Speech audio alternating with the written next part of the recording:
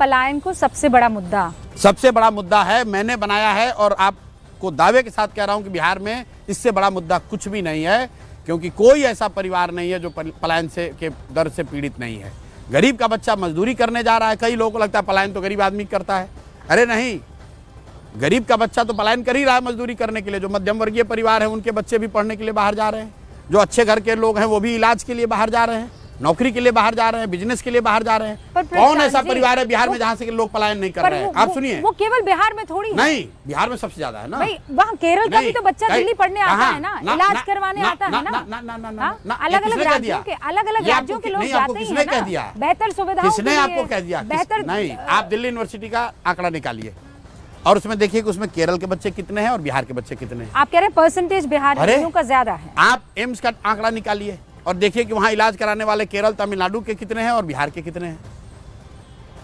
अरे आप कल अभी हैदराबाद में दुर्घटना घटी है, मैंने ट्वीट किया था 2 साल पहले, हादसा कहीं भी हो हताहत होने वाला बिहार का बच्चा है।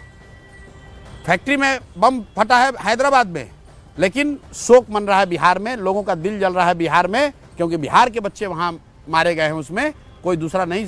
कश्मीर में गोली चलती है, बिहार के बच्चे मरते हैं। कहीं टनल में उत्तराखंड में लोग फंसते हैं, बिहार का परिवार उसमें फंसता है। कोविड हुआ, उसमें बिहार के बच्चे पैदल चल के आए, और आप कह रहे हैं कि केरल और बिहार में पलायन की स्थिति बराबर है।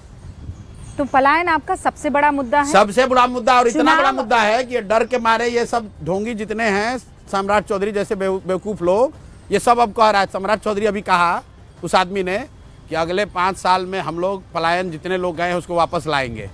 मैं फिर आपको बता रहा हूं, आप अपने रिसर्च टीम को बोलिए, सम्राट चौधरी ने ये अपने फेसबुक पर एक जगह डाला है, उसके नीचे जितने कमेंट आए हैं, कम से कम 6000 कमेंट, हर कमेंट में लोग उस आदमी को गाली ही दे रहे हैं। कुछ सवाल जो बार बार पीके और तेजस्वी यादव उठा रहे हैं, उनका सीधा इन्हीं से जवाब ले लेते हैं। बहुत बहुत स्वागत है सर आपका। बहुत बहुत धन्यवाद। पहला सवाल यही है, पीके ये कह रहे हैं पलायन मेरा सबसे बड़ा मुद्दा है और उसी पलायन पर वो सत्ता को उखाड़ फेंकेंगे, यानी एनडीए इस बार खत्म। देखिए, प्रशांत किशोर जी एक रणनीतिकार हैं, कई दशकों से आपके चैनल के माध्यम से और कई चैनल के माध्यम से बोलते भी रहते हैं, काफ़ी मेहनत कर रहे हैं बिहार में, लेकिन और पढ़े लिखे हैं, अपने कहते हैं कि IITN है, रियली भी पढ़े लिखे हैं, ऐसा जैसा बताते हैं। बट पलायन में और माइग्रेशन में दोनों में अंतर उनको समझना पड़ेगा।